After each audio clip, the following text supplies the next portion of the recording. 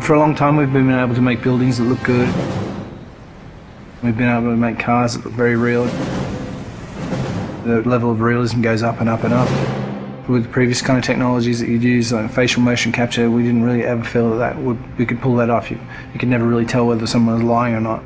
With this technology, what you see is what you get. I'm always happy to help the LAPD.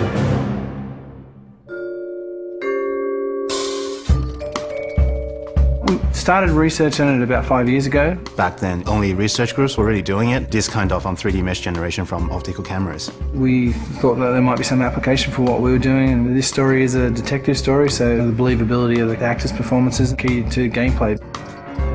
That's one of the key strengths of our system. We can actually see all the subtle features that animation traditional ones just can't do.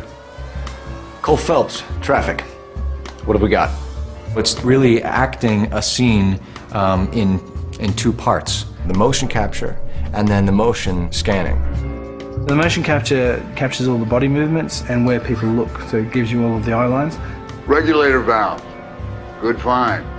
Then we move over to this studio where an actor would typically go into makeup in the morning and then they'd have their hair done in a 1940s hairstyle. Then they'd come into a room and sit in the seat behind me, and what the rig does is capture a volume around them.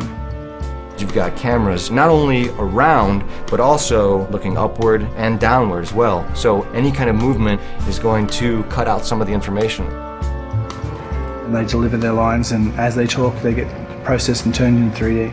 And action. So the guys' names that I've been seeing doing the repairs on the heaters, they're fully licensed and accredited. We go from 2D videos to 3D meshes. I think you're lying, Rasic.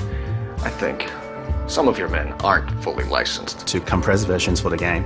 I think some of your men aren't fully licensed. You're desperate to cover your sales. The level of detail is just so high that they're just like a real person in life.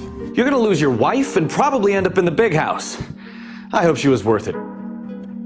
Being in the depth analysis room is a process that most people have never experienced. It's such a new technology. It's a constant close-up is what it is, but it's a close-up from 360 degrees. There's something pretty special about knowing that you will be recreated, but in another type of form. I saw myself today. Blow it off, Cole.